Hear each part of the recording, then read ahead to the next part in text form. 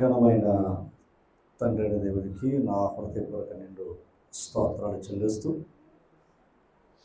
మరి ఈరోజు మా యొక్క కుటుంబం తరపున ఏర్పాటు చేసుకున్న యొక్క కృతజ్ఞత కూడుకు మరి వీచేసిన మా ఆహ్వానాన్ని మన్నించి వచ్చిన ప్రతి వారికి కూడా ప్రభువైన యేసుక్రీస్తు పేరట అందరికీ శుభాలు తెలియపరుస్తూ ప్రార్థన చేసుకుని వాక్యపరచడానికి వెళ్దాం. ప్రార్థన. సకలాశీర్వాదాలకు కారణభూతుడైన మా ప్రియ పరలోక తండ్రి, మీ ఘనమైన అతి శ్రేష్టమైన నామమునకు స్తుతులు చెల్లిస్తూ ఉన్నాం. ఈ రాత్రి కాలమందునైనా మీరు మాకు ఇచ్చిన తండ్రి బ్రతుకులు బట్టి మీకు స్తుతులు చెల్లిస్తూ మీ సన్నిధిలోనైనా ఈ దీన కుటుంబాన్ని మేము నిలబెట్టి కాపాడుతున్నందుకు స్తోత్రాలు చెల్లిస్తూ ఉన్నాం.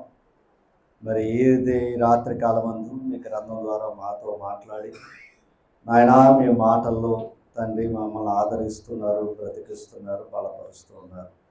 అటువంటి మీ గొప్ప మాటలను మరొకసారి వినాలని ఆశపడుతూ ఉన్నాం. మా హృదయాలను ఆదరించి బలపరచమని యేసుక్రీస్తు వారి అతి శ్రేష్టమైన నామమున ప్రార్థించి వేడుకొనిచున్నాం మా ప్రియ పరలోక తండ్రి. అవును, ప్రభునామన అందరికి ప్రత్యేకంగా తెలియజేస్తూ దేవుని కృపలో మరి మొదటిగా దేవుని యొక్క మరి ఆయన దయ చెప్పున గత కాలం నుంచి ఇంచుమించు మరి 10-15 రోజుల నుంచి తండ్రి గారి యొక్క బలహీనత విషయంలో మరి రాజనగరం వెళ్ళటం జరిగింది, మళ్ళీ హైదరాబాద్ వెళ్ళటం జరిగింది. అయితే మరి వెళ్ళిన దేవుని యొక్క కాపుదల ఉండాలి. ఎందుకంటే ఇక్కడ పరిస్థితులు ఎలా ఉంటాయంటే, ఒక దైవ సేవకుడి యొక్క కుటుంబం బాగుంటే సంఘం బాగుంటుంది. కనుక ఈరోజు సంఘం ఒక సేవకుడి కుటుంబం మీద ఆధారపడి ఉంది భూమి మీద. అయితే బోధించే వారికే సమస్యలు సోదరులు ఉంటే మరి సంఘంలో ఉన్న వారి పరిస్థితులు కూడా ఎలా ఉంటుంది అంటే కొంచెం బలహీనపడే పరిస్థితులు ఉన్నాయి. అయితే ఈరోజు కూడా మనం దైవ గ్రంథం నుంచి దేవుడు దేని కొరకు మరి వ్రాయించాడు ఆ మాటలను, బలహీనతల్లో మనల్ని బలపరిచే మాటలు దేవుడి మాట. బలంలోంచి బలహీనత పరిచేది లోకంలో ఉన్న మనుషుల మాట. బలవంతులమే కానీ ఏం చేయగలరా మాటల ద్వారా బలహీనపరచవచ్చు. కానీ దేవుడి మాట బలహీనతలో కూడా ఆయన మాట మనల్ని బలపరచు. కనుక మరి ఏదైనా మరి మీకు బోధిస్తున్నప్పుడు మరి మాకు కూడా మళ్ళా దేవుని వాక్యాన్ని ధ్యానించినప్పుడే ఆయన మాట ద్వారా మాకు ఆదరణ, ధైర్యం కలుగుతూ ఉంది. ఈరోజు కొన్ని మాటలు క్లుప్తంగా మనం నేర్చుకుందాం. దైవ గ్రంథంలోంచి కొన్ని విషయాలు మనం ఆలోచించాలి. యోబు గ్రంథం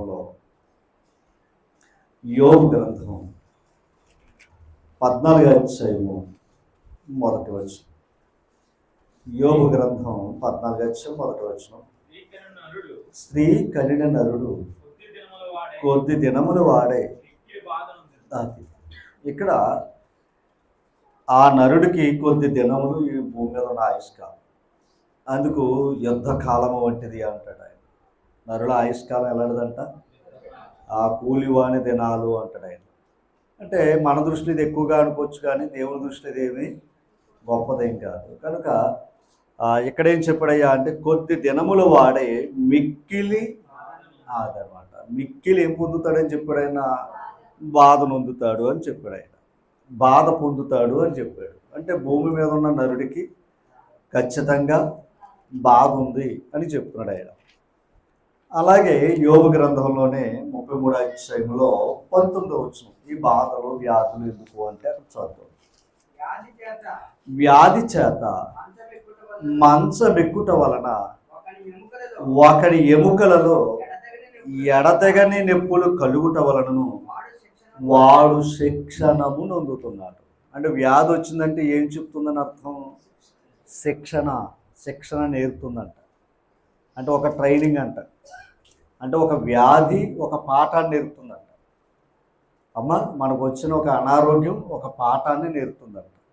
ఆ మాట ఆలోచించాలి. అంటే ఖచ్చితంగా భూమి మీదకి వచ్చిన నరుడు బాధ అనుభవించాలి. ఆ బాధలో ఉన్నదేంటి? ఈ వ్యాధి వలన మంచం ఎక్కటం వల్ల ఏమి నేర్చుకుంటున్నాడట? శిక్ష నేర్చుకున్నాడట, శిక్షణము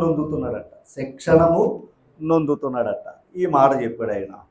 అయితే సామెతల గ్రంథంలో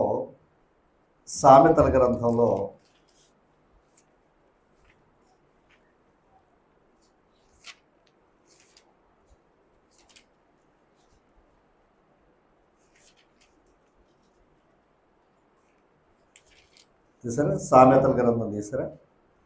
18వ అధ్యాయము 14వ వచనాన్ని చదువుతాం. నరుని ఆత్మ అది అంటే ఇప్పుడు వ్యాధిని ఓర్చుకునేది ఏది?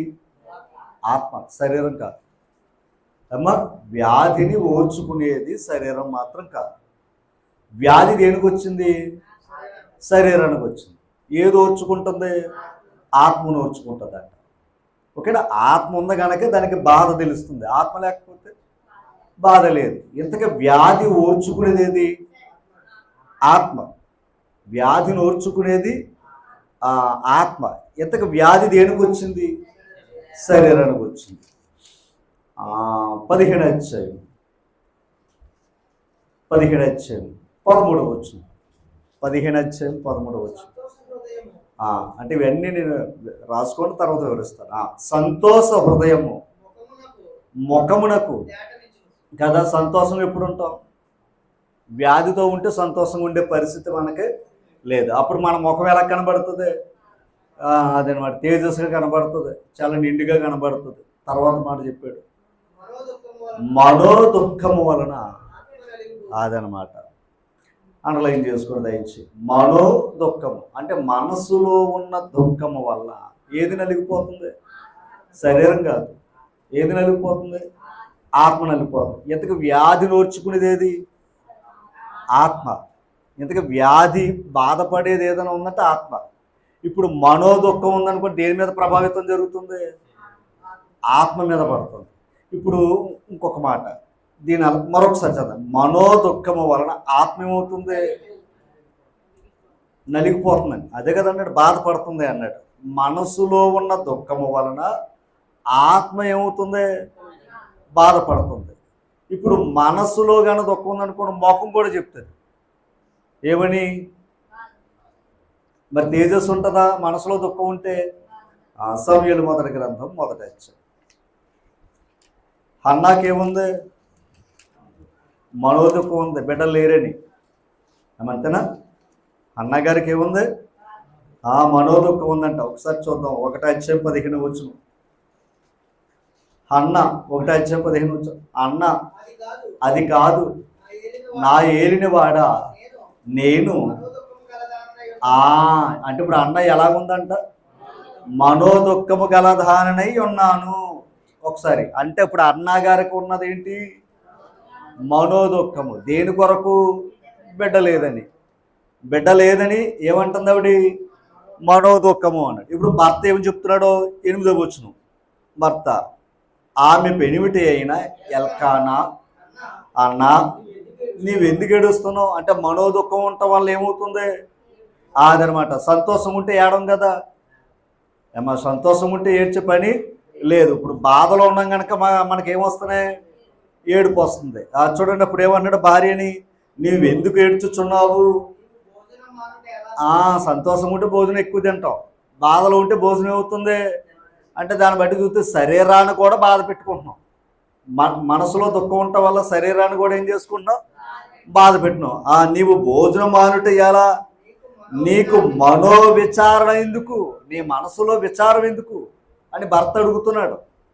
అమ్మా తర్వాత చూడండి, 10 మంది కుమారుల కంటే నేను నీకు విశేషమైన వాడును కాదా? 10 మంది కుమారుల కంటే నేను గొప్పను కాదా? నీకు బిడ్డలు కావాలా, నేను కావాలా అంటున్నాడు. ఎవరో?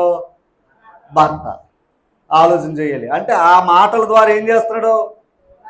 ఆవిడ ధైర్యపరుస్తున్నాడు. ఓకేనా? ఇప్పుడు ఆవిడకి ఏముంది అక్కడ? మనోదుఖం ఉంది. దేవుడు ఆ మొర ఆలకించాడు. ఆవిడ కోరుకున్న మనోదుఖాన్ని ఏం చేశాడు? తీసివేశాడు. అది నేను ఎవరినిచ్చి?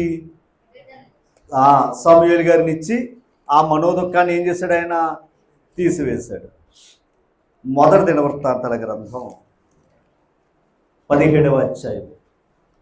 మొదటి దినవృత్తాంతాల గ్రంథం 17వ అధ్యాయం చూసారా? 25వ వచనం. 25వ వచనం. దేవా నీకు ఎవరో దావీదు గారు మాట్లాడుతున్న మాట. దేవా నీకు సంతతి కలుగు చేసేదనండి. అంటే దావీదుకి నువ్వు మాట ఇచ్చావు కదా అని చెప్తున్నాడు భక్తుడు. నీ దాసుడికి తెలియజేస్తున్నావు కనుక మనసు పెట్టండి. నీ సన్నిధిని విన్నపము చేయుటకు, అంటే నీ సన్నిధిలో ప్రార్థన చేయటానికి ఏముండాలంట? మనోధైర్యం కావాలంట. అంటే ఇప్పుడు మనోధైర్యాన్ని ఇచ్చేది ఎవరు? దేవుడు. అంటే మన మనసును ధైర్యపరిచేది ఎవరు? దేవుడు. ఇందాక భార్య మనసులో విచారం ఉంటే ధైర్యపరిచేది ఎవరు? భర్త. భర్త ధైర్యపరిచాడే కానీ బహుమానాన్ని ఇవ్వలేకపోయాడు. దేవుని కృప ద్వారా ఆమెకున్న మనోవేదన ఏం చేశాడు ఆయన? కానీ దేవుడు అదనమాట అండి. ఓకేనా? మన మాటలు కొంతవరకే ధైర్యాన్ని ఇస్తాయి, కానీ దేవుని మాట మనకేం చేస్తాయి? మనోధైర్యాన్ని ఇస్తాయి. అది నేను చెప్తుంటాను, గుర్తుపెట్టుకోండి. ఇప్పుడు మనం విన్న మాటలన్నీ ఒక్కసారి మనసులో పెడితే ఖచ్చితంగా భూమి మీదకి వచ్చిన ప్రతి మనుషుడికి ఏమున్నాయి? బాధలు ఉన్నాయి. ఆ బాధలో ఒకటి వ్యాధి. వ్యాధి ద్వారా వాడు ఏం నేర్చుకుంటున్నాడో? శిక్షణ నేర్చుకుంటున్నాడు. అంటే వ్యాధి ఒక పాఠం నేర్పుతుంది. ఓకేనా? నా కిడ్నీ నాకు విలువ అనేది ఎప్పుడు తెలుస్తుంది? దానికి రోగం వచ్చినప్పుడు తెలుస్తుంది. నా చెయ్య విలువైనది ఎప్పుడు తెలుస్తుంది? ఈ చెయ్యికి దెబ్బ తగిలినప్పుడు తెలుస్తుంది. నా కన్ను విలువైనదని ఎప్పుడు తెలుస్తుంది?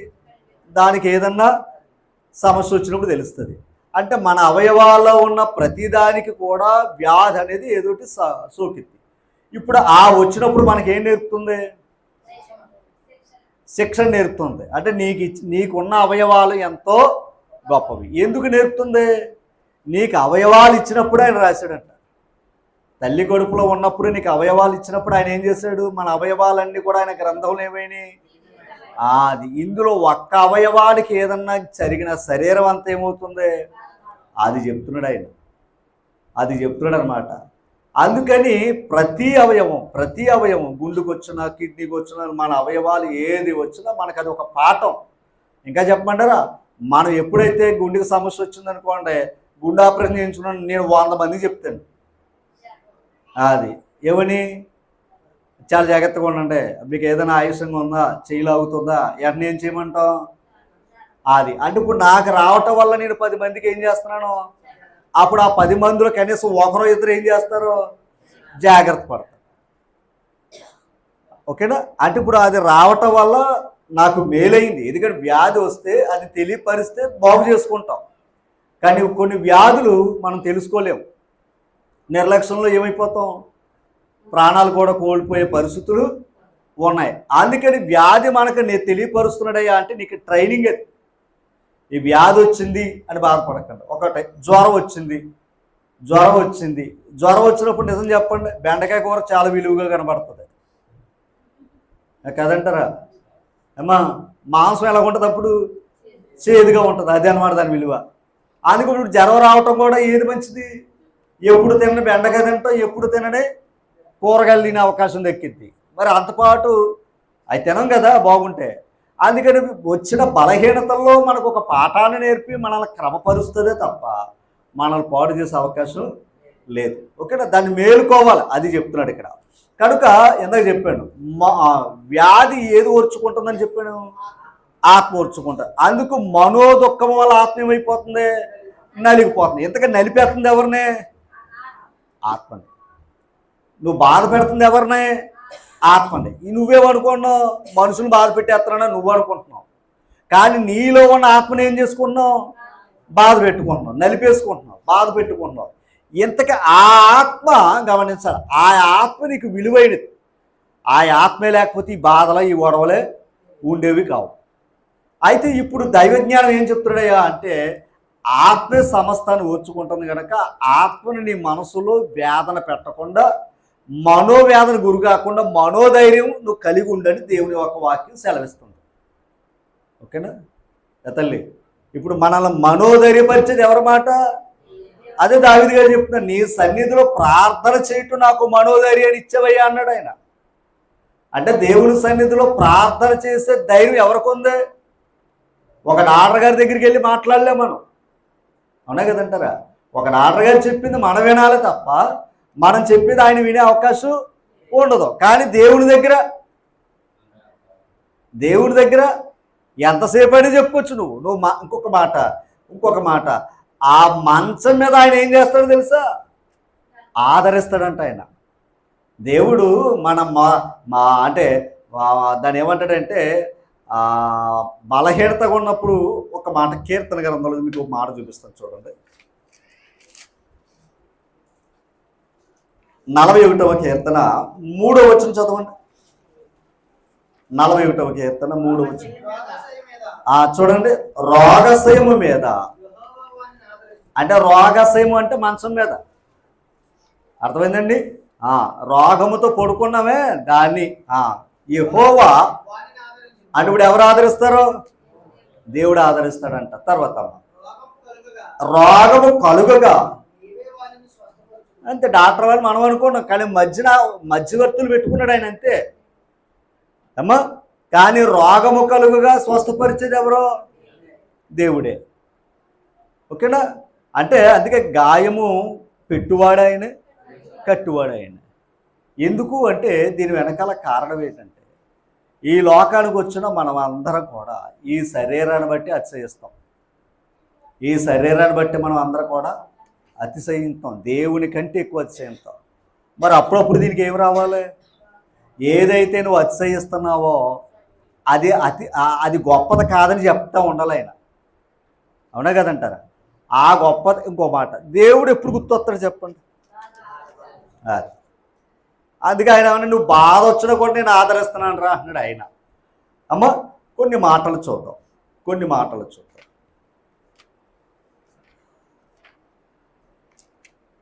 యోహాను సువార్త 11వ అధ్యాయం 3వ వచనం. యోహాను సువార్త 11వ అధ్యాయం 3వ వచనం. అతని అక్క ఎవరో కాదు, లాజర్ గారు రోగంగా ఉన్నారు కదా, దాని గురించి. అతని అక్క చెల్లెండ్రులు, ప్రభువా ఇదిగో నీవు ప్రేమించువాడు. ఇంతగా ఎవరంట? యేసు ప్రభువారు ప్రేమించిన వాడు ఏమై ఉన్నాడు అక్కడ? అంటే ఆయన ప్రేమించినోడు రోగం ఏంటి తల్లి? డాక్టర్ గారు రోగం రాదా? డాక్టర్ గారికి రోగం రాకూడదా అంటున్నానండి. వస్తుంది, అది చెప్తున్నాను. ఎందుకంటే భూమి మీద ఉన్న ప్రతివాడికి ఖచ్చితంగా అది. ఇప్పుడు ఆయన ప్రేమించిన వాడికి ఏమొచ్చిందని చెప్తున్నాడు అక్కడ? రోగం వచ్చింది అన్నాడు. యేసు ప్రభు వారు ప్రేమించిన వాడికి రోగం ఎందుకు వచ్చింది? చదువుదాం కిందకి. రోగి అయి ఉన్నాడని ఆయన యొద్దకు వర్తమానం పంపారంట. యేసు అది విని ఈ వ్యాధి, ఒకసారి అండర్లైన్ చేయండి, ఇది గుర్తుపెట్టుకోండి. కొన్ని వ్యాధులు మరణం కొరకు రావు, ఓకేనా? కొన్ని వ్యాధులు మరణం కొరకు వస్తాయి, ఓకేనా? కొన్ని వ్యాధులు మరణం కొరకు రావంటాయి. ఎందుకే చెప్పాను? శిక్షణ అని ఎందుకు చెప్పాను నేను. మరి కొన్ని వ్యాధులు మరణానికి వస్తాయట, ఓకేనా? ఇప్పుడు ఈయనేమన్నాడు యేసు ప్రభు? నేను ప్రేమించిన వాడు వచ్చిన వ్యాధి కూడా ఎందుకు వచ్చింది? వాడు మరణించడానికి ఆ వ్యాధి రాలా. తర్వాత చదువుతాం. కాదు కానీ దేవుని కుమారుడు దాని వలన మహిమపరచబడినట్లు దేవుని మహిమ కొరకు వచ్చిందంట, ఓకేనా? ఎవరి మహిమ కొరకు వచ్చింది? దేవుని మహిమ కొరకు వచ్చిందంట. ఎవరికి? లాజర్ గారికి. ఎందుకు? ఆ రోగం ఏంటి? మరణ రోగం. చనిపోయే లేదు ఆయన. చనిపోయిన ఆయన కూడా మరలా ఏమయ్యాడు? ఆయన తిరిగి లేచాడంట. ఎవరు? లాజర్ గారు 4 దినాలు ఉన్నాడంట. లేపాడా లేదా? ఇప్పుడు ఆయన రోగం వచ్చింది, మరణించాడు, తిరిగి లేపాడు. ఎంతకు అది వచ్చిన రోగం ఎందుకు? అది మరణానికి సంబంధించింది కాదు. ఇప్పుడు ఆ లాజరుని బట్టి కూడా కొంతమంది ప్రభువుని నమ్మారట. ఎందుకంటే అతను ఏం పొందాడు? మరణాన్ని దాటాడు, ఆ వ్యాధి నుండి మరణాన్ని దాటాడు. దాన్ని బట్టి ప్రజలు కూడా ఏం చేశారు? లాజరుని బట్టి ప్రభుని విశ్వసించారట. లాజరుని బట్టి ప్రభుని విశ్వసించారట. చూడండి అక్కడ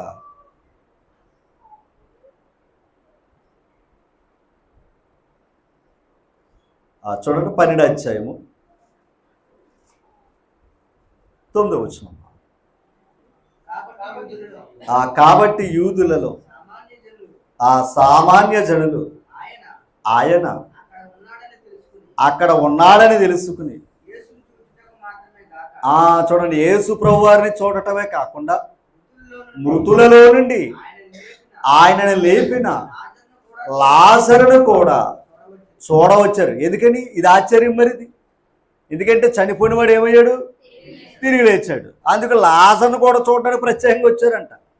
ఏమా, జ్వరం వస్తే ఎవరు పట్టించుకోరు, కానీ మరణ పరిస్థితిలో ఉన్నవాడు బయటకు వస్తే ఎలా ఉంటుంది? ఒక వింతగా చూస్తారు, చెప్పుకుంటారు. ఎందుకని? మరణాన్ని దాటి బయటకు వచ్చామని చెప్పుకుంటారు. తర్వాత ఎవరిని బట్టి? లాజరును బట్టి ఆ యూదులలో అనేకులు తమ వారిని విడిచి యేసునందు విశ్వాసం ఉంచారంట. అంటే ఇప్పుడు లాజరును బట్టి ఏం చేశారంట? అనేకులు ఎవరిని విశ్వసించారంట? యేసు ప్రభుని. అసలు ఎవరిని విశ్వసించాలి? లాజర్ని. అంటే ఇప్పుడు లాజర్ విశ్వసించిన వాడు ఎవరో? అది లాజర్ విశ్వసించిన వాడు ఎవరయ్యా అంటే, లాజరు ప్రేమించిన వాడు ఎవరయ్యా అంటే యేసు ప్రభు. ఆయన ప్రేమించిన వాడికి రోగం వస్తే ఆయన ఏం చేశాడు? తిరిగి లేపాడు. కనుక యేసు ప్రభు గొప్పతనాన్ని లాజర్ని బట్టి కూడా కొంతమంది ఏం చేశారంట? విశ్వసించారు. అంటే ఇప్పుడు ప్రభువును మహిమపరచడానికి ఆ సమస్య వచ్చింది. అలాగే హిజ్కియా, అంతేనా? హిజ్కియా కూడా వచ్చింది. ఏంటిది? మరణకరమైన అంటే చనిపోవడానికి వచ్చిందా? కాదు. అతని జీవితాన్ని ఏం చేస్తాడు? నీ ఇల్లు నీవు చక్కబెట్టుకో. గుర్తుపెట్టుకో, నీ ఇల్లు నీవు చక్కబెట్టుకో. అంటే దేవుడు మరొక అవకాశాన్ని ఇచ్చాడు. మన జీవితాల్లో కూడా అదే చెప్తున్నాను, ఎక్కడో ఏదో లోపం ఉంటుంది. ఆ లోపం ఉన్నప్పుడు ఏం చేసుకోవాలి? మనం సరి చేసుకోవాలని దేవుడు ఆయుష్కాలని ఇస్తాడు. అమ్మా, ఇప్పుడు ఆయన ఏం చేశాడు? మరలా 15 సంవత్సరాలు ఏం పొందాడు? ఆయన ఆయుష్ని పొందాడట. ఓకేనా? 15 సంవత్సరాలు మళ్ళీ ఏం పొందాడు ఆయన? ఇప్పుడు హిజ్కియా దేవుని ఎరిగినవాడే కదా అమ్మా. అలాగే లాజరు కూడా దేవుణ్ణి ఎరిగినవాడే కదా? ఎరిగినవాడే. ఎలీషా రాజుల 2వ గ్రంథం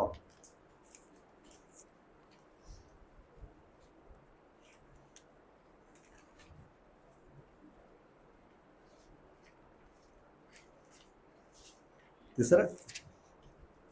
13వ అధ్యాయం 14వ వచనం.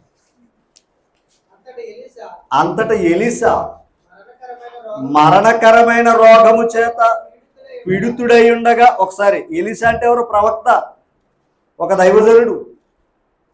ఒక దైవజనుడు ఏమై ఉన్నాడంట? మరణకరమైన రోగంతో పీడించబడ్డాడంట ఆయన.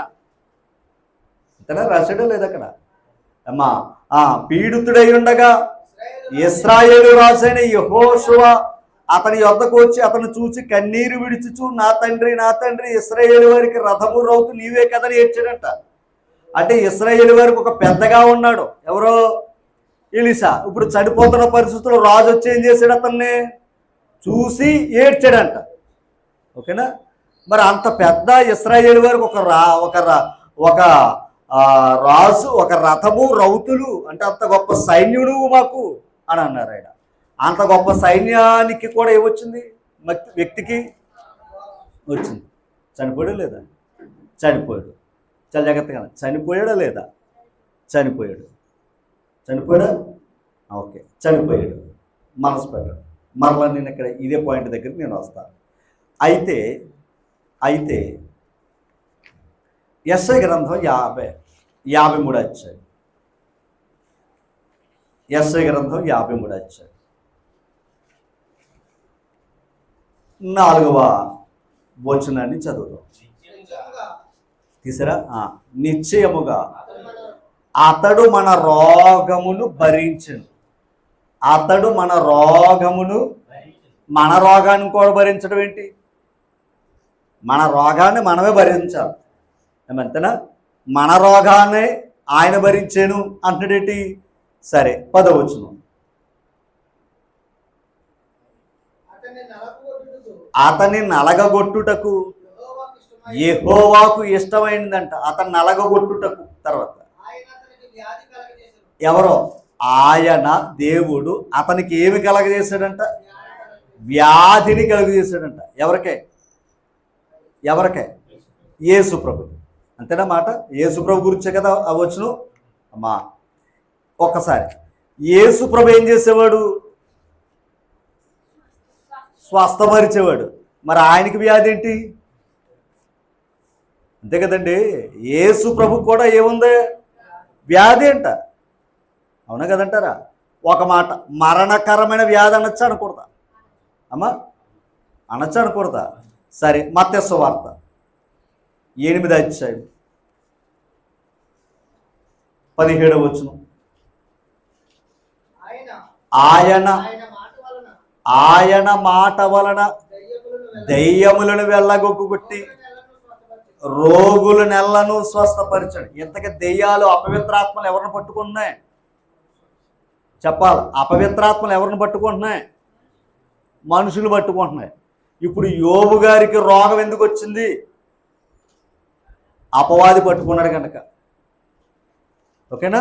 అపవాది పట్టుకున్నాడు కనుక. అపవాది అప్పగించాడా లేదా ఆయన? మరి వ్యాధికి, యోబు గారిని వ్యాధికి అప్పగించాడా లేదా? అపవాది ఏం చేశాడు? పట్టుకున్నాడు కనుక ఏం చేశాడు? వ్యాధిని పెట్టాడు. ఓకేనా? ఇప్పుడు ఆ వ్యాధిలోంచి ఆయన ఎలా కోలుకున్నాడో మన అందరూ తెలిసిందే. అవునా కదంటారా? అంటే అదే ఇప్పుడు ఇందాక మన ప్రారంభంలో చదువుకున్నది. అందుకే స్త్రీలు కలిగిన వారు ఏమవుతారు అన్నాడు? కొద్ది దినాలకే నరుడు బాధ పొందుతాడు అన్నాడు. ఇంతగా వ్యాధి వల్ల వాడు ఏం నేర్చుకున్నాడో? శిక్ష నేర్చుకున్నాడు అన్నది యోబు గ్రంథంలో వచ్చి మనం నేర్చుకున్నాం అమ్మా. అయితే ఇక్కడ చూస్తే అపవాది ఏం చేస్తున్నాడో? మనుషులు ఏం చేస్తున్నాడో?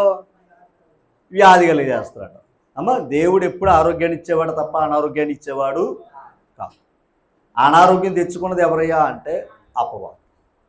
పండు తినొద్దు అని దేవుడు అన్నాడు, తినిపించాడు. ఏం తెచ్చుకున్నాడో? మరణం అనే వ్యాధిని తెచ్చుకున్నాడు. అక్కడ మొదలైంది అది. ఓకేనా? చదువుదాం ఒకసారి చూడండి. ఆయన మాట వలన దెయ్యములను వెళ్ళగొట్టి రోగులెల్లను స్వస్థపరిచెను.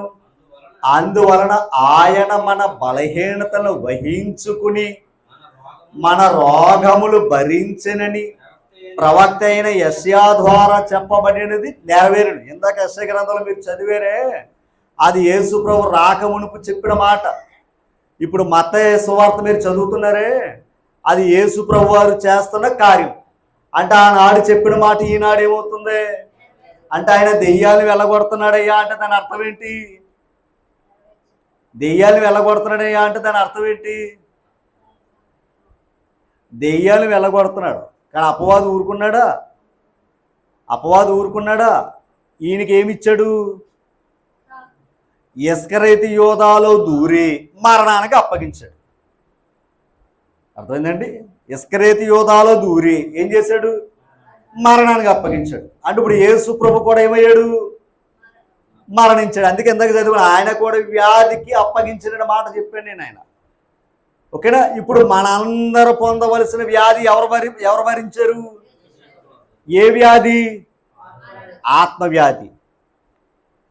శరీరమైన వ్యాధి ఎవరికి వాడే మోసుకోవాలి. ఇంతకు వ్యాధి వల్ల ఏది బాధపడుతుంది? అది. ఇప్పుడు ఆత్మకు కలిగిన పాప రోగాన్ని పోగొట్టడానికే, పాపానికి ప్రధానుడు ఎవరయ్యా అంటే అపవాది గనక, ఇప్పుడు అపవాది క్రియలు లయం చేయడానికి ఆయన వస్తే అపవాది ఏం చేసింది? ప్రభుని మరణానికి అప్పగించింది. అవునా కదంటారా? ఓకేనా? ఆయన ఎందుకు భరించాడు? అది తండ్రి యొక్క చిత్తం. ఓకేనా? అందుకని ఇప్పుడు మన రోగం ఆయన ఏం చేశాడు? ఏ రోగం? జ్వరము, తలపోటు ఇది కాదు. అది గుర్తుపెట్టుకోండి. దేవుని దగ్గరికి వస్తే ఈ రోగాల గురించి కాదు. ఇప్పుడు ఆయన చెప్పాడు ఏమని? 12వ వచనం, 9వ అధ్యాయం 12వ వచనం అక్కడే త్వరగా. ఆయన మాట విని రోగులకే గాని ఆరోగ్యము గలవారికి అంటే రోగులకే వైద్యుడు కావాలి, ఆరోగ్యంగా ఉన్నవాడికి ఏం అక్కర్లేదు, వైద్యుడు అక్కర్లేదు. తర్వాత మాట, అయితే ఇప్పుడు రోగం ఏంటో చెప్తున్నాడు అక్కడ. అయితే అది ఇప్పుడు ఏ రోగంతో ఉన్నవారిని, పాప రోగంతో ఉన్నవారిని నేను పిలవడానికి వచ్చాను, శరీరంగా రోగాలతో ఉన్నవారిని పిలవడానికి కాదు. గుర్తుపెట్టుకోండి, శరీరంతో ఉన్న రోగవారిని పిలవడానికి కాదు ఆయన వస్తే లోకానికి, పాప రోగాలతో ఉన్నవారిని పిలవటానికి ఆయన వచ్చాడు. ఇంతక పాప రోగాలతో ఉన్నవాడు ఏమవుతున్నాడు? ఆత్మ శిక్షలోకి వెళ్తుంది. ఓకేనా? అందుకే ఇందాక చెప్పాను, ఆత్మ వ్యాధిని ఏం చేసుకుంటుందని చెప్పుకున్నాం, ఓర్చుకుంటుందని. అంటే ఇప్పుడు శరీరానికి కలిగిన బాధ ఆత్మ మీద పడుతుందని చెప్పాడు, బాధ. ఇప్పుడు నువ్వు శరీరంతో చేసిన పాప ఏది పడవలుతుంది? ఆత్మకు శిక్ష అవుతుంది. ఇప్పుడు ఆత్మ శిక్ష నుండి తప్పించుకోవాలంటే పాపం దాని మీద భారంగా ఉంది. ఇప్పుడు ఆ పాపాన్ని తొలగించడానికి యేసు ప్రభు ఏం చేశాడు? సర్వలోక పాపములు మోసుకుని పోవు దేవుని, అది ఇప్పుడు మన పాపాలన్నీ ఆయన మీద పడ్డాయంట, రోగాలు కాదు. ఓకేనా? గమనించాలి, మన పాప రోగం అంతా ఎవరి మీద పడ్డదంట? అందుకని ఆయన ఆ పాప రోగం తీయడానికి యేసుక్రీస్తు లోకానికి వచ్చాడు. ఓకేనా? అలాగే భూమి మీద ఉన్న వారందరూ కూడా ఆయన నమ్మిన వారికి రోగాలు ఉన్నాయి, నమ్మని వారికి రోగాలు ఉన్నాయి. అవునా కదంటారా? ఆయన నమ్మిన వారికి రోగాలు ఉన్నాయి, కానీ నమ్మిన వారు ఏ రోగం తప్పించుకుంటున్నారో అది గొప్పది. ఎందుకంటే తర్వాత యుగ యుగాలు బాధపడే ఆత్మ చూసారా, నరకానికి ఆకలి నుండి తప్పించుకోవడానికే దేవుడిచ్చిన వైద్యమే వాక్యం. ఓకేనా? కానీ ఇక్కడ వారికి బాధలు ఉన్నాయి, మనకి బాధలు ఉన్నాయి, వారికి రోగాలు ఉన్నాయి, మనకి రోగాలు ఉన్నాయి. కానీ దేవుని కృప ఏంటయ్యా అంటే మనకొచ్చే వ్యాధి ఆయనకు మహిమ తెస్తుందా లేదా అది చూసుకోండి. ఇక్కడ కొన్ని విషయాలు మాట్లాడదాం. సాధారణంగా మన లోకంలో కూడా మన ఆరోగ్యం ఎలా కాపాడుకోవాలో కొన్ని మంచి మాటలు చెప్తూ ఉన్నారు. ఇది తినొద్దు, ఇది త్రాగొద్దు అని చెప్తున్నారు. ఎందుకు చెప్తున్నారు? అది ఆరోగ్యం కొరకు. అలా కొన్ని సూచనలు పాటించేవారు ఏం చేసుకోవచ్చు? మ్యాక్సిమం అది. ఎందుకంటే మనం ఎంత కాచుకున్నా కరోన ఆ లోపల ఉన్నవాడి దగ్గరికి వచ్చింది, బయట ఉన్న తిరుగునోడి దగ్గరికి పెద్ద రాలేదు. అంతేనే కదంటారా? ఆలోచన చేయండి దయించి. అమ్మ, బయట ఉన్న వాళ్ళు బంగారులా ఉన్నారు, అనాథలు బంగారులా బతికారు, కానీ లోపల ఎక్కడ మాయలు పకీరు ప్రాణం చిలకలో పెట్టుకున్నట్టు ఎక్కడెక్కడో లోపల ఉన్నాడే ఆ అమితాబ్ బచ్చన్ గారికి వచ్చింది. మొదట ఆశ్చర్యపడ్డా నేను, అమితాబ్ బచ్చన్ గారికి వచ్చింది. ఆ పెద్ద వయసుకి ఆయనకి వచ్చింది ఏంటనుకున్నా ఫస్ట్ అది. ఓకే, ఎస్పి బాలసుబ్రహ్మణ్యం గారికి వచ్చింది. అంటే మీకు ఎందుకు చెప్తున్నానంటే రోగం అనేది మనం ఎంత దాచుకున్నా అది నేను చెప్తుంటా. పాసలను దాచుకోవాలన్నా దాగేది కాదు. కానీ ఏంటయ్యా అంటే ఆయన కృప ఉందా లేదా, ఆయన మహిమ ఉందా లేదా అంతే మనం చూసుకోవాల్సింది. అయితే ఇక్కడ ఒక విషయాన్ని మనం జ్ఞాపకం చేసుకోవాల్సింది ఏంటి అంటే, ఒకటి ఆయన ప్రేమించిన వాడికి కూడా రోగంతో ఉన్నాడు, ఆ వ్యాధి వచ్చింది.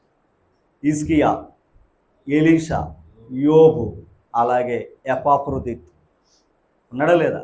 దేవుని సువార్తలో ఉన్నవాడు ఎపాఫ్రోదితు, ఫిలిప్పీ పత్రికలో కూడా ఆయన ఉంటాడు. ఉన్నారా లేదా చెప్పాలి. మరి వీళ్ళందరూ దేంతో ఉన్నారు? రోగాలతో ఉన్నారు. అంటే ఇప్పుడు రోగం ఒకటి ఇందాక చెప్పాను, ఈ అవయవాలు ఏదోటి మనల్ని దాడి చేస్తూనే ఉంటాయి. ఓకేనా? ఈ అవయవాలు ఏం చేస్తాయో తెలుసా? దాడి చేస్తూనే ఉంటాయి. ఎందుకు అంటే ఏదో అవయవం పాడవుతే కానీ మనం దగ్గరికి వెళ్ళాం. దేని దగ్గరికి? మరణం దగ్గరికి వెళ్ళాం. అవునా కాదంటారా?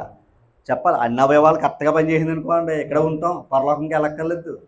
ఏదో అవయవం వచ్చి మనకి ఏం చేస్తుంది? ప్రయాణం చూపిస్తుంది. అవునా కదంటారు? చెప్పాలి. కానీ ఈ అవయవాలు భూమి మీద ఉన్నంత కాలం ఏదోటి దాడి చేస్తూనే ఉంటుంది. కానీ దేవుడు మనుషులకి ఎంత ఆయుష్కాలం ఇస్తాడో తెలియదు. ఆ ఆయుష్కాలం ఉన్నంత కాలం దేవుని కాపుదల ఉంటూనే ఉంటుంది. అవునా కదంటారా? ఆ ఆయుష్కాలం ఉన్నంత కాలం దేవుని కాపుదల ఉంటూనే ఉంటుంది. కానీ ఒక విషయాన్ని మీకు చెప్పి నేను ముగించేస్తాను. యోబు గ్రంథంలో ఒక మాట చూద్దాం. యోబు గ్రంథం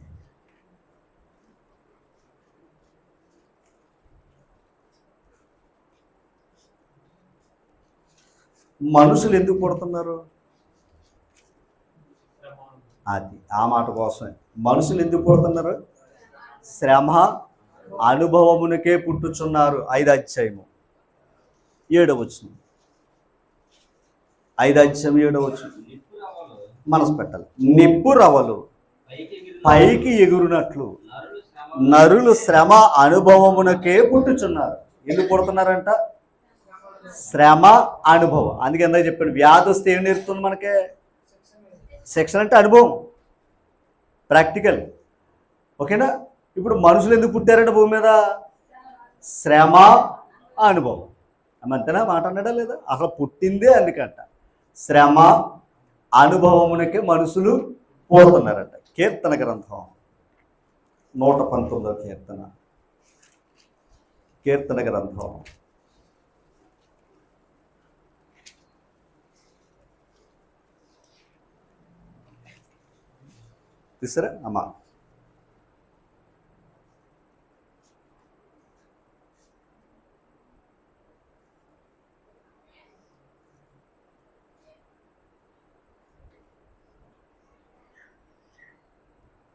70వ కీర్తన చదవండి. 71వ వచనం 119వ కీర్తన చదవండి. నేను నీ కట్టడలను నేర్చుకున్నట్లు శ్రమ నుండి ఉండుట. మరొకసారి చదవండి అదే మాట. నేను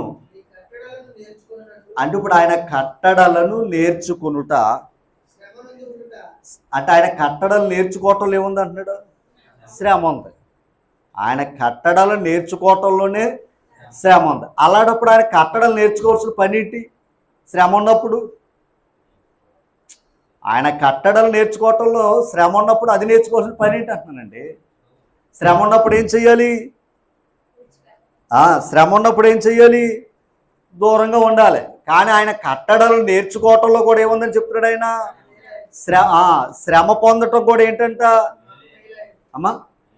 మేలాయను అన్నాడా లేదా? యోబు గ్రంథం 2వ అధ్యాయం. యోబు గ్రంథం 2వ అధ్యాయం 10వ వచనం. అందుకతడు ఎవరో యోబు గారు ఎవరిని? భార్య. ఏమనుంది? ఇంకా యథార్థత విడిచిపెట్టవా అని తిడుతుంది. ఎవరిని? భర్తనే. అమ్మ దేవుడే ఆ సర్టిఫికేట్ ఇచ్చాడు. ఆయన ఎలాంటి వాడని? యథార్థ పరుడు అన్నాడు. అంతేనా? ఇప్పుడు ఆ యథార్థ పరుడు కడక భార్య వచ్చేమంది అంతా పోగొట్టుకున్నారు. చివరికి భర్త కూడా ఎలా ఉన్నాడు? వ్యాధితో ఉన్నాడు. ఆ దీన స్థితిని చూడలేక కనీసం దైవాన్ని దూషిస్తే మరణమైనా వస్తుంది కదా, అంటే నువ్వు బాధ కంటే మరణం పొందటం మంచిది అనుకుంది ఆవిడ. ఎవరు? భార్య. అందుకేమన్నా దేవుడు దూషించి చచ్చిపోతుందట. ఓకేనా? ఇప్పుడు చూడండి ఇప్పుడు ఆయన ఏమంటాడు చూడండి. అందుకతడు మూర్ఖురాలు మాట్లాడునట్లు నీవు మాట్లాడుస్తున్నావు. ఒక్కసారి అంత కోల్పోయిన ఆవిడ మాట్లాడింది మూర్ఖత్వం కాదు. అది ఎప్పుడు మాట్లాడాలి? ముందే మాట్లాడాలి. ఏ తల్లి అయినా బిడ్డలు పోగొట్టినప్పుడు మాట్లాడాలి మాట. కానీ బిడ్డలు పోగొట్టుకున్నా కూడా మాట్లాడలేదు అలాగా. కానీ భర్త ఆ స్థితిని చూసి మాట్లాడుతుంది ఆవిడ తట్టుకోలేక. ఎందుకంటే బలహీనురాలు గనక. తర్వాత మనము అండర్లైన్ చేయండి. మనము దేవుని వలన అది మన జీవితాల్లో ఎప్పుడు కూడా మన మనసు ఏంటి? దేవుని దగ్గరికి వెళ్తే ఏం కావాలి? మేలే మేలే మేలే, మంచిదే, మేలు పొందటం. అదే అంటున్నాడు భార్యతో. ఏమని? మనము దేవుని వలన మేలు అనుభవించుదమా. తర్వాత కీడును అండర్లైన్ చేయండి. అంటే 2 అనుభవించాలి. మేలు అనుభవించాలి, అదే శ్రమ అనుభవం. అర్థమైందండి మీకు? మనుషులు పుట్టే దేనికి? కొన్నిసార్లు ఏముంటుంది? మేలు ఉంటుంది, దాన్ని అనుభవించాలి. ఓకేనా? ఆ మేలుని అనుభవించినప్పుడు నీకు శ్రమ వచ్చిందానికి ఆ శ్రమను కూడా ఏం చేయాలి? అనుభవించాలి. అబ్బాయి మేలుకే దేవుడు, కీడికైతే దేవుడు కాదనకూడదు.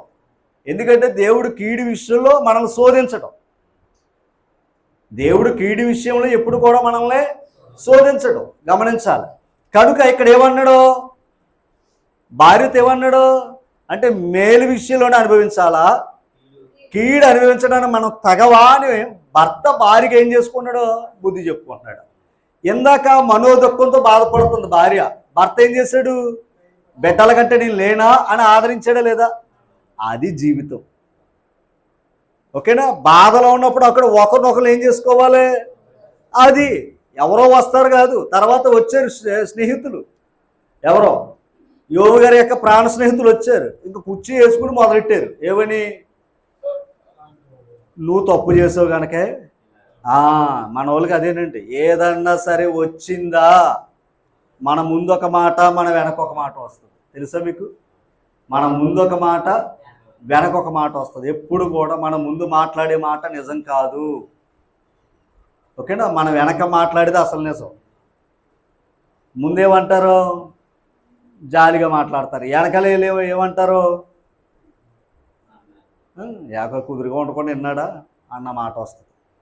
ఓకే, మనుషుల తత్వం ఇది. అందుకే నేను అంటుంటాను. కనుక గమనించ. అలాగే యోబు గారి యొక్క స్నేహితులు కూడా వచ్చి ఏమన్నారంటే, నువ్వు పాపం చేసావు, నీ పిల్లలు పాపం చేశారు, అందుకే ఈ కీడంతా మీ మీదకే వచ్చిందన్నారు. కానీ యోబు గారు ఏం చేశాడు?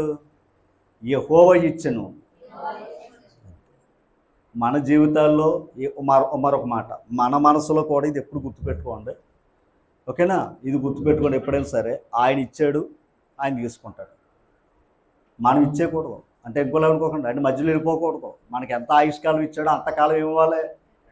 మేలా అనుభవించాం, అవసరమైతే కీడు కూడా ఏం చెయ్యాలి? ఆ అనుభవించడానికి ప్రాక్టీస్ నేర్చుకోవాలి.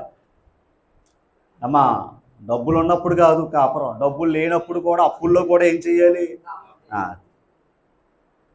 ఓకేనా? అలాగే మన జీవితాల్లో మేలు ఉంటుంది, కీడు ఉంటుంది. ఆ కీడు వచ్చినప్పుడు ఏం చెయ్యాలి? అందుకే ఆపద దినమందు యోచించు అంటాడు ఆయన. ఆపదలు వచ్చినప్పుడు నువ్వు ఏం చేయాలి? యోచించాలి. అంటే ఇది ఎలా బయటకు పడాలన్నదే ఆలోచించు. అది ఎవరి ద్వారా బయటపడతావు? అంతే. మనం ఆలోచించుకోవడం వల్ల ఏం బయటపడడం? నీరసం వస్తుంది. ఓకేనా? మనం ఆలోచించుకోవడం వల్ల బలహీనతలు తెచ్చుకుంటాం. అందుకని మనం మనోధైర్యం, దేవుని మాట ఎంత చదివించాడు మీకు. దేవుని సన్నిధిలో ప్రార్థన చేయటం ఏమంటున్నాడు భక్తుడు? నాకు మనోధైర్యం ఇచ్చేవయ్యా అన్నాడు. మనసును ధైర్యపరిచేవాడు దేవుడు అండి. మనసును బలహీనత పరిచేవారే మనుషులు. ఇప్పుడు భార్య ఏమంటుంది? భర్తనే బలహీనపరుస్తుంది. అంత బాధలో వ్యాధిలో ఉండి కూడా ఏం చేస్తున్నాడు? మూర్ఖురాలు మాట్లాడుతున్నావు, నన్ను అధైర్యపరచవద్దు ఏమంటున్నాడు? ఆవిడ ధైర్యపరుస్తున్నాడు. ఎలాగా? మేలైనా మనం అనుభవించటం, కీడు అనుభవించడానికి అర్హులం కామా అన్నాడు. ఎంత గొప్ప మాట అండి! ఎంత అలా తెలుసుకున్నారండి. అలా మన జీవితాల్లో నిజమే అంత తట్టుకోలేని పరిస్థితులు ఉంటాం. కానీ ఒక్కోసారి నేను ఆ మాట తీసుకోలేకపోతే నా భార్యనైనా ఆదరించాలి. ఒకవేళ నా భార్య నేను ఏదైనా బలహీన నా బిడ్డలు ఆదరించాలి, లేదా వాళ్ళైనా ఆదరించలేదు నా బంధువులైనా నన్ను ఆదరించాలి. అది అప్పుడేమొస్తుంది? ధైర్యం ఉంటే కదండి. ధైర్యం ఉంటే కదా మనం ముందుకు వెళ్తాం. కనుక ఇది మరలా చెప్తున్నాను ఒక మాట, మన మనోధైర్యమే మనం ముందుకు నడిపించేది.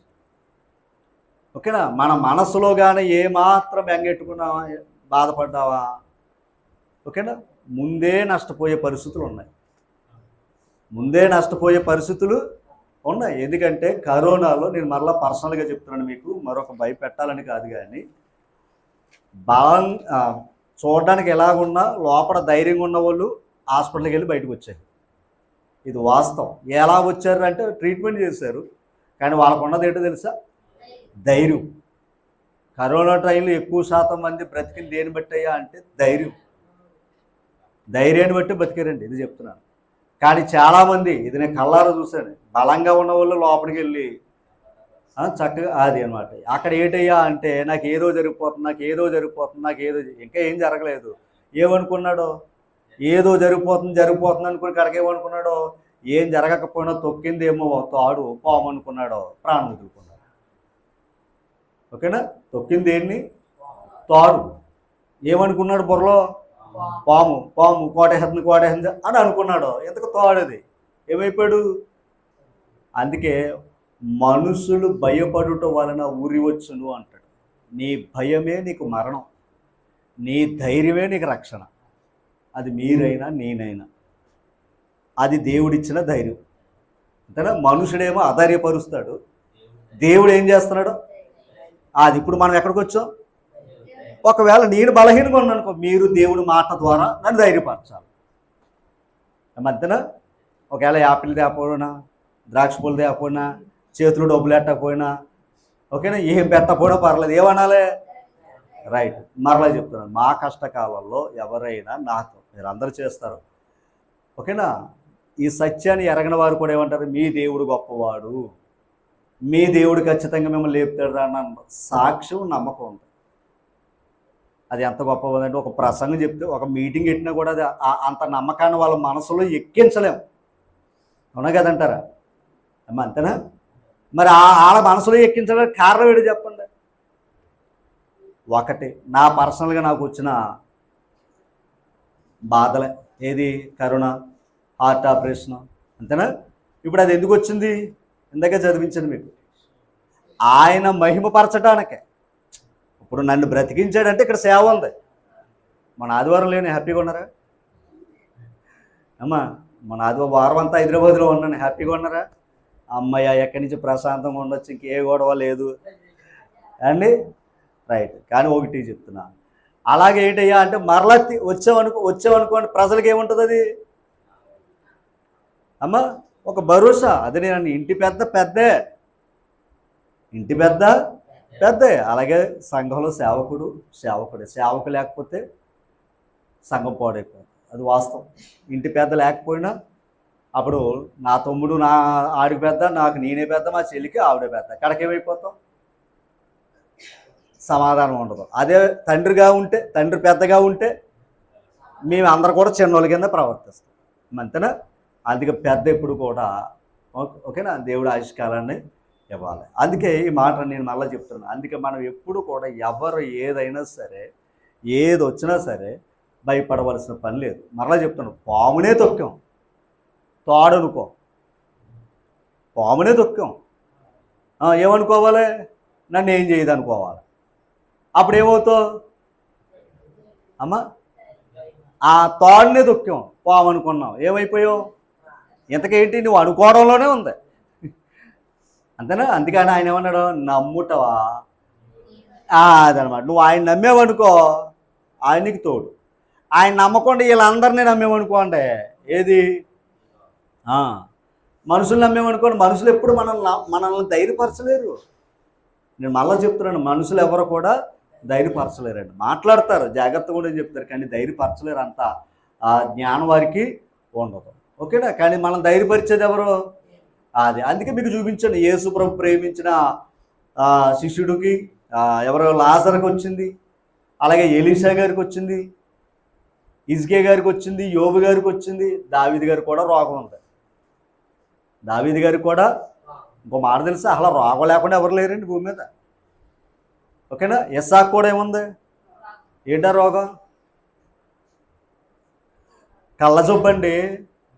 ఇస్సాకు గారికి కూడా ఏమొచ్చింది? అబ్రహాం గారి కుమారుడు కళ్ళజబ్బు. కొడుకులు ఎవరన్నా గుర్తుపట్టలేక కదా ఆశీర్వాదం ఇచ్చేసాడు అక్కడ. మరి ఇప్పుడైతే మనం కళ్ళజోళ్ళు వేసుకుని స్పష్టంగా చూస్తున్నాం, మరి ఆ కాలంలో కళ్ళజోళ్ళు లేవు, మోసపోయాడు. ఎవరు అంటే ఆయనకు రోగం ఉందా లేదా అమ్మ? యాకోబుకి తొడ ఊటి మీద కొట్టాడు దేవదూత. యాకోబుని దేవదూత ఎక్కడ కొట్టాడు? అందుకే ఎప్పుడు మరొక, అందుకే ఆయన కర్ర మీద ఆనుకుని నమస్కారం చేసేవాడు. అంటే ఒక మాట చెప్పాలంటే బహుశా ఆ కర్ర మీద సపోర్ట్ తోటి బతికాడు ఆయన. ఎవరు? యాకోబు. మరి ఆయనకి బలహీనత, గూడు వసిలిందంట ఆయనకి. మరి ఇది వసిలితే ఎలా నిలబెడతాం? ఉన్నాయా లేవా అంటారా? వ్యాధులు ఉన్నాయా లేవా? అది నేను చెప్తున్నా. ఆ మహానుభావులకే వ్యాధులు ఉన్నాయి, కానీ అయినా సరే దేవుని మీద ఆధారపడ్డారు. కొంతకాలం ఎక్కువ కాలం దేవునితో బ్రతికారా లేదా? అది అంటే ఇప్పుడు ఎవరి మీద ఆధారపడాలి? రైట్. ఇప్పుడు ఒక్క మాట చెప్పి నేను ముగించేస్తాను. ఇప్పుడు అమ్మ, కొరింథీ పత్రిక 4వ అధ్యాయం, కొరింథీ 2వ పత్రిక 4వ అధ్యాయము తీసారమ్మా? తీసారా? 10వ వచనం చదువుతాం. యేసు యొక్క జీవము, ఒకసారి యేసు యొక్క జీవము అండర్లైన్ చేసుకోండి. యేసు యొక్క ఇందాక ఆయన వ్యాధి ఓర్చుకున్నాడా లేదా? వ్యాధిని భరించిన తర్వాత ఆయన ఏమయ్యాడు? తిరిగి లేచిన తర్వాత జీవాధిపతి అయ్యాడు ఆయన. అవునా కదంటారు? చెప్పండి. మన వ్యాధి ఆయన ఓర్చుకున్నాడా లేదా? ఓర్చుకున్నాడు. తిరిగి లేచాడా లేదా? లేచాక ఆయన ఎలా కనపరుచుకున్నాడో జీవాధిపతి అయ్యాడు ఆయన. ఆ మాట చెప్తున్నాడు ఆయన. ఏమని చూడండి, యేసు యొక్క జీవము మా శరీరమందు, ఒకసారి యేసు యొక్క జీవము మా శరీరమందు ఏమవుతుంది? ఒకసారి మా శరీరము అంటే ఇప్పుడు భూమి మీద ఉన్న ప్రతి శరీరం ఏంటి? భూమి మీద ఉన్న ప్రతి శరీరం ఏంటి? రోగమే. నడినెత్తి మొదలుకొని అరికాలు వరకు ప్రతివాడు ఏమై ఉన్నాడు తెలుసా? వ్యాధితోటే ఉన్నాడు. యెషయా గ్రంథం 1వ అధ్యాయంలోకి వెళితే, లేదని అనుకోకండి, టెస్ట్ చేయించుకోండి. ఈ వేళల్లో మీరు టెస్ట్ చేయించుకోండి, రోగం ఎదుటి బయటపడుతుంది. ఇంకొక మాట, కాలాన్ని బట్టి వయసుని బట్టి అది అలా బయటపడుతుంటారు. లోపల ఆల్రెడీ ఉంటానే ఉంటాయి. అర్థమైంది మీకు? లేదండి నేను హెల్దీ అండి అని అనకండి, ఖచ్చితంగా ఉంటుంది. అది టైం వచ్చినప్పుడు బయటపడుతుంది అమ్మా. అందుకే ఎప్పుడు కూడా అది ఒకడో లేడు నీతిమంతుడు అన్నాడు, ఒకడో లేడు ఆరోగ్యంగా భూమి మీద. అందుకే డాక్టర్ గారు కూడా ఏమున్నాయి ఉంది, కానీ బయటపడరాళ్ళు. వాళ్ళకి అంటే రహస్యంగా వైద్యం చేయించుకుంటారు, తప్పదు ఏమ్మా. రైట్. ఇక్కడ యేసు యొక్క జీవము మా శరీరం అందు ఏమవుతుంది? ప్రత్యక్ష పరచబడుచున్నది. ఈ పాయింట్, యేసు యొక్క మరణ అనుభవం అండర్లైన్ చేయండి. ఇందా మనుషులు ఎందుకు పుట్టారు? మనుషులందరూ శ్రమ అనుభవమే ఇందాక చెప్పాను మీకు. అందుకే వ్యాధులు వస్తున్నాయి, బాధలు వస్తున్నాయి, ఇవన్నీ అనుభవం అన్నాం. ఇప్పుడు ఈ భూమి మీద ఉండగా ఆ యేసు ప్రభు యొక్క మరణ అనుభవం తెలుసుకోవాలంట. యేసు ప్రభు యొక్క మరణ అనుభవం. ఆయన మరణ అనుభవం ఏంటి? మనకి జీవం ఇవ్వటానికే. ఓకేనా? ఆయన మరణ అనుభవం ఏంటయ్యా అంటే మనకి ఏమి ఇవ్వడానికే కదా. అందుకే వాళ్ళు ఏమంటున్నా, మా శరీరమందు ఆ జీవం మీకు ఏమవుతుంది? ప్రత్యక్షపరచబడుతుంది. ప్రత్యక్షపరచబడుతుంది. రాజుల 2వ గ్రంథం 13వ అధ్యాయం.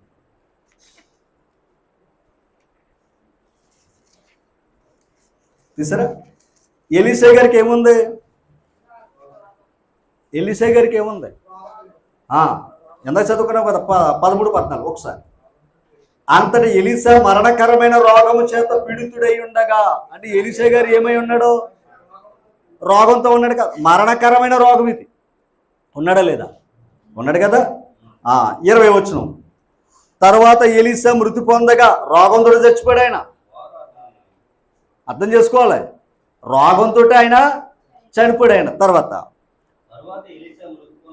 వారు అతనిని సమాధిలో ఉంచారంట. తర్వాత 1 సంవత్సరము గడిచిన తర్వాత మోయాబీలు సైన్యము దేశం మీదకు వచ్చినప్పుడు కొందరు ఒక శవమును పాతి పెట్టుచు సైన్యమునకు భయపడి ఆ శవమును ఎలీషా యొక్క సమాధిలో ఉంచగా దింపిన ఆ శవము ఎలీషా శల్యములకు తగిలినప్పుడు అది తిరిగి బ్రతికి కాలు మోపి. ఏమిటి మనం చదువుకున్న మాట ఏమర్థమైంది మీకు? ఎలీషా గారు మరణకరమైన రోగంతో మరణించాడంట, చనిపోయాడు, సమాధి చేశారంట. ఎవరిని? ఎలీషా గారిని. సంవత్సర కాలం తర్వాత ఆయన చనిపోయాడు. సంవత్సర కాలం తర్వాత అక్కడ మోయాబీల యొక్క సైన్యంతో యుద్ధం చేస్తున్నారట. చేస్తే అందులో ఒకడు చనిపోయాడంట. చనిపోయిన ఆ సైనికుని ఏం చేశారయ్యా అంటే, ఈ ఎలీషా గారి చనిపోయే సంవత్సర కాలం అయింది కదా, తెలుసా మీకు? ఆ సంవత్సర కాలం అయింది కదా అనుకుని ఏం చేశారంటే, ఆ చనిపోయిన వాడిని ఏం చేశారంటే ఆ ఎలీషా గారి యొక్క సమాధిలో పెట్టారట. ఎవరినే? చనిపోయిన అతన్ని. కాలం ఎంత? సంవత్సరం అయిందంట. ఇప్పుడు ఈ చనిపోయిన వాడు ఎలీషా గారు చనిపోయినప్పుడు ఆయన శల్యము అంటే ఎముకలు ఉన్నాయంట. ఆయన ఎముకలు ఉన్నాయంట. ఇప్పుడు ఆయన ఎముకలు ఉండగా ఈ చనిపోయిన వాడి యొక్క ఈ చేతికి ఎప్పుడైతే తగిలిందో వీడంట బ్రతికి లేచి నిలబడ్డాడంట. అర్థమైంది మీకు? ఈ చనిపోయిన వాడు ఏమయ్యాడంట? ఎవరిది తాకాక? ఎలీషా గారి యొక్క ఎముకలను తాకిన తర్వాత చనిపోయిన వాడు మళ్ళా లేచి నిలబడ్డాడంట. అల్లిపోయారంట. అదే ఏం గ్రహించారన్నమాట? ఎలీషా జీవము గల దేవుణ్ణే సేవించాడు. ఎవరు? జీవము గల, ఇప్పుడు జీవము గల దేవుని సేవకుడిన ఎవరో చచ్చిపోయే సంవత్సరమైన ఎముకల నుంచి కూడా లోకానికి ఏమి చూపించారు? జీవాన్ని చూపించారు. అది సేవకుల యొక్క గొప్పతనం. ఓకేనా? ఆ ఎలీషా సేవకుడు ఆ సేవకుని యొక్క ఎముకలోంచి ఆ చనిపోయేవాడికి ఏం చూపించాడు అంటే ఇప్పుడు జీవాన్ని ప్రత్యక్షపరుచుకున్నాడా లేదా? ఎవరిని బట్టి? ఎలీషాని బట్టి. ఆయన మరణించాడు, కానీ మరణించిన ఆయన శల్యమును బట్టి ఏమించాడు? దాని అర్థం ఏంటో తెలుసా? నేను జీవము గల దేవుణ్ణే కాదురా, నా వారు కూడా జీవము గల దేవుని సేవకులని దానియేలుకు చెప్పాడు, సేవకులకు చెప్పాడు. ఇప్పుడు చెప్పండి, మనం ఆరాధించే దేవుడు ఎవరు? అది మనం చచ్చిపోయిన బ్రతికే ఉంటాం. అర్థమైందా? అందుకే ఇందాక ఏమన్నాడు తెలుసా? మేము భూమి మీద ఉంటే మా శరీరం ద్వారా క్రీస్తు యొక్క జీవం మీకు ఏమవుతుంది? ప్రత్యక్షం అవుతుంది అన్నాడు. అందుకు ఆయన మరణ అనుభవం కొరకు మేము ప్రయాసపడుతున్నాం అన్నారు. ఓకేనా? శ్రమానుభవం గురించి బ్రతికిన మనం, ఓకేనా, ఏ అనుభవంలోకి వెళ్ళాలి? ఎవరా మరణం? అది ఎందుకంటే క్రీస్తు యొక్క మరణ అనుభవం ఏంటి? ఆయన కొరకు చనిపోలా, మన కొరకు చచ్చిపోవాలి. అంతే కదండి? ఆయన కొరకు చనిపోలేదు, ఎవరి కొరకు? రైట్. అలాగే మన జీవితాలు కూడా మన గురించి ఆలోచించుకోకూడదు. అది మొదటి. మన గురించి ఆలోచించుకుంటే నష్టం మనకే. ఓకేనా? దేవుని కొరకు, దేవుని పని కొరకు ఆలోచిస్తే, దేవుని కృప ఉంటే దాన్ని ఏం చేస్తాడు ఆయన? విస్తరిస్తాడు. ఓకేనా? అందుకే మనం ఎప్పుడు కూడా ఆయన కృప చాలు. నేను ఎప్పుడు బలహీనున్నో అప్పుడే బలవంతుడు. ఎందుకు ఆ బలవంతుడు ఎప్పుడయ్యాడు? నీ కృప నాకు చాలు అన్నాడు కదా ఆయన. నాకు ఒక శోధన ఉందయ్యా, సాతాను నలగొట్టడానికి ఒక శోధకుడు ఉన్నాడు, ఆ ముళ్ళు తీసేయని అడిగాడా లేదా? అప్పుడు ఆయన ఏమన్నాడు? నా కృపనికి చాలు, ఆ ముళ్ళున్న అలా ఉంచుకో అన్నాడు. అంతే.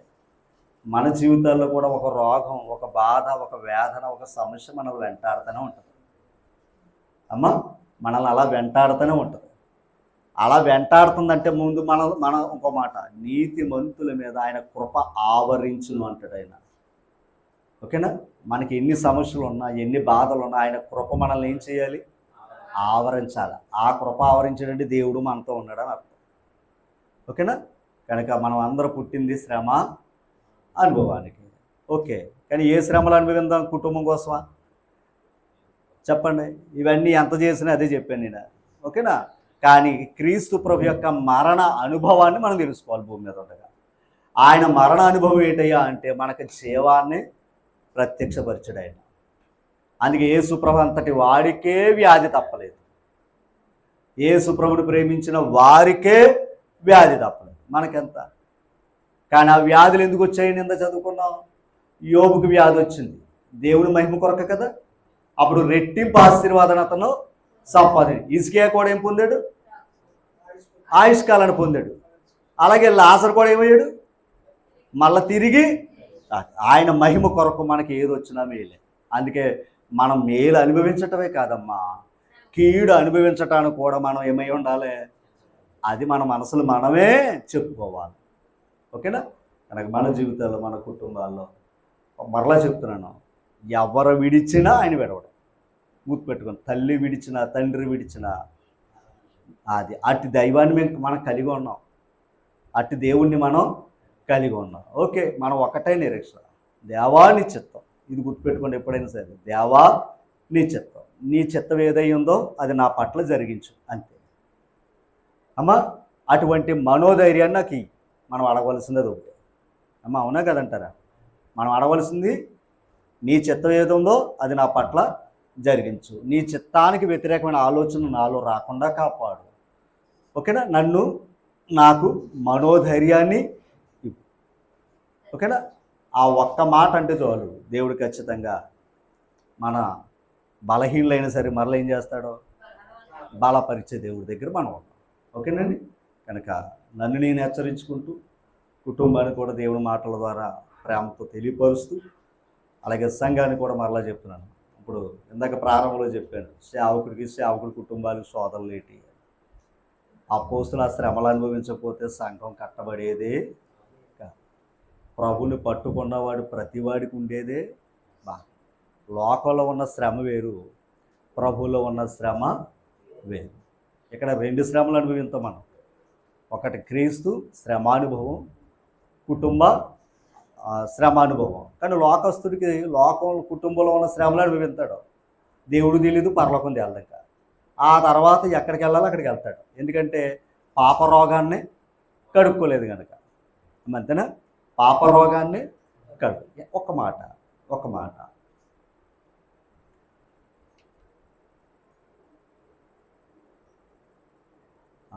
నాన్నగారు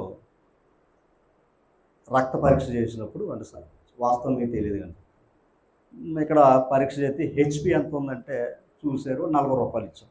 అంటే రక్తం ఎంత ఉందని తెలియడానికి. తక్కువ ఉందా అన్నారు. అది జిఎస్ఎల్ హాస్పిటల్కి వెళ్ళినప్పుడు అక్కడ ప్రత్యేకించి బ్లడ్ టెస్ట్ ఇంచుమించు బహుశా 3000 చిల్లర టెస్ట్ చేశారు. అది బ్లడ్డే. అక్కడికి వెళ్ళాక ఇంకా తెలిసింది ఏంటి, ఇంకా సమస్య ఉందని. సరే అనుకున్నా. అక్కడ ఇంచుమించు వారం రోజులు హాస్పిటల్లో ఉన్నాం. అంత పెద్ద డాక్టర్లు కూడా ఏమన్నారంటే, అంటే ఇక్కడ కూడా మాకు తెలియదు, హైదరాబాద్ వెళ్ళండి, హైదరాబాద్ వెళ్తే ఖచ్చితంగా అక్కడ మీకు ఇందులో ఉన్న సమస్య ఏంటో తెలియపరుస్తారు. సరే, అంగర్ దాటం, రాజనగరం దాటం, తర్వాత హైదరాబాద్ కూడా వెళ్ళాం. హైదరాబాద్ వెళ్ళి కూడా 4 రోజులు ఉన్నాం. వెళ్ళాక అక్కడ కూడా వెంటనే స్పాట్లు 10 కట్టమన్నారు, కట్టేసాం. ఒక 4 రోజులు వచ్చుకున్నారు. తర్వాత అదే అయిపోయింది. కట్టాక ఆయన అన్నాడు, మళ్ళీ ఒక టెస్ట్ వచ్చే నుంచి 4000 రూపాయలు కట్టించుకుని సీట్ ఇచ్చాను. అర్థం చేసుకోండి. ఆయన అన్నాడు, ఈ టెస్ట్ ఢిల్లీ వెళ్తుంది, ఢిల్లీ వెళ్ళి వచ్చేయడానికి 10-15 రోజులు పడుతుందండి, కనుక ఈ టెస్ట్ వచ్చాక నేను ఫోన్ చేస్తాను, నా నెంబర్ ఇదిగోండి అన్నాడు. ఏమర్థమైంది చెప్ప, ఏమర్థమైంది అన్నాను. ఆ రక్తమే నాకు పాఠం నేర్పింది. అర్థమైంది మీకు ఏదన్నా? ఆయన రక్తం నాకు పాఠం నేర్పింది. ఎలాగో తెలుసా?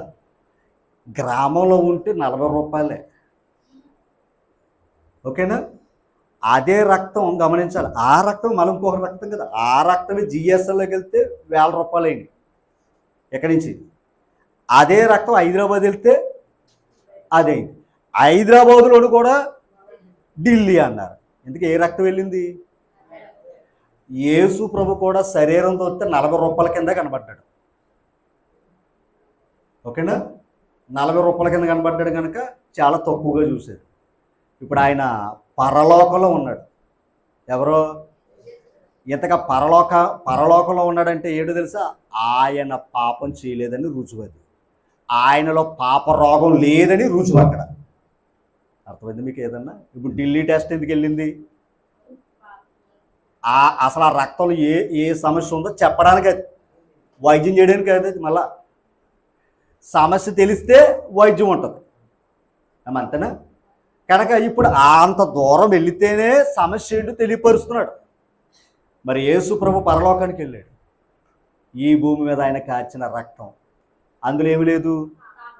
అందుకే పాప రోగాన్ని భరించాడు ఆయన. అందుకు మనకేమిచ్చాడు? పరిశుద్ధతనిచ్చాడు. రోగం మనకు ఉంది. ఇప్పుడు ఆయన ఏం చేశాడు? స్వస్థత. అందుకే ఆరోగ్యము గలవాడికే, వ్యాధితో ఉన్నవాడికే ఆరోగ్యం అని అన్నాడు. చూసారా? అన్నాడా లేదు ఇందాక? అందుకు ఇప్పుడు రోగంతో ఉన్నాం, మనకు వైద్యుడు ఎవరు? ఎలాగా? ఉచితముగా. మరలా అర్థమైందండి? మన పాపాలకే ఉచితంగా ఎవరి రక్తం? అసలు టెస్ట్లు ఏమీ లేవు, వాక్యాన్ని చదువుకుని మన బతుకేంటి చూపిస్తున్నాడు ఆయన. సరి చేసుకోరా బాబు అంటున్నాడు ఆయన. ఇందులో పెట్టుబడి ఏమీ. ఈ రక్తం ఎక్కడుందో? ఇప్పుడు పరలోకం ఉన్న రక్తం ఎంత గొప్పదో అర్థం చేసుకోవాలి. అప్పుడు అర్థమైంది. ఏది? మా నాన్నగారి రక్తం అంగర్కే, జిఎస్ఎల్కి, హైదరాబాద్కి, ఢిల్లీకే ఎంత ఉందా అనుకున్నాను, ఓకేనా? అలాగే క్రీస్తు రక్తం ఎంత గొప్పది. మీకు ఇంకో మాట చెప్తున్నాను. ఆయన రక్తం కనుక తీసుకుని పట్టుకుని వెళ్ళారు, పొడుచుకుని తీసుకుని పట్టుకుని వెళ్ళారు. మరి క్రీస్తు ప్రభు రక్తం,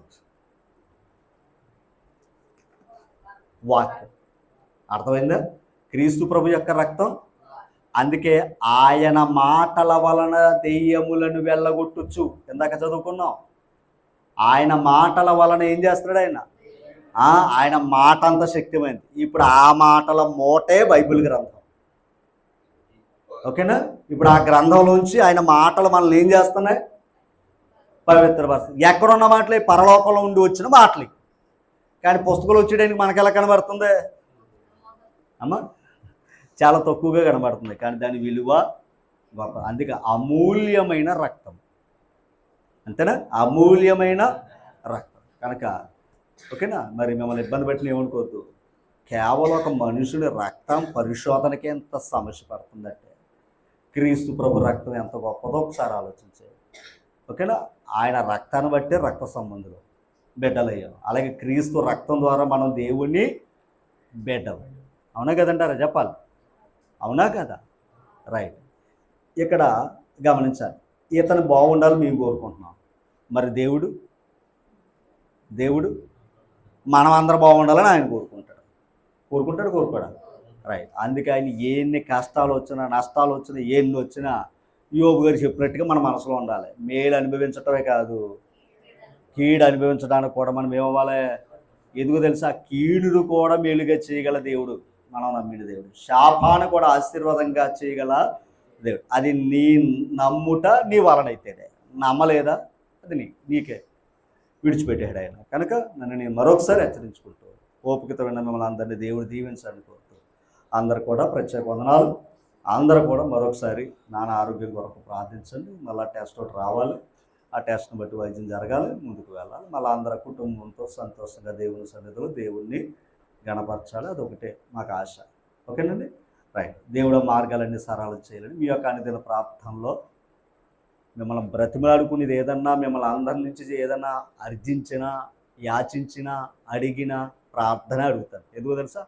ప్రార్థనే గొప్పది అమ్మా. కనుక మరొకసారి అందరికి ప్రత్యేక వందనాలు. Thank you.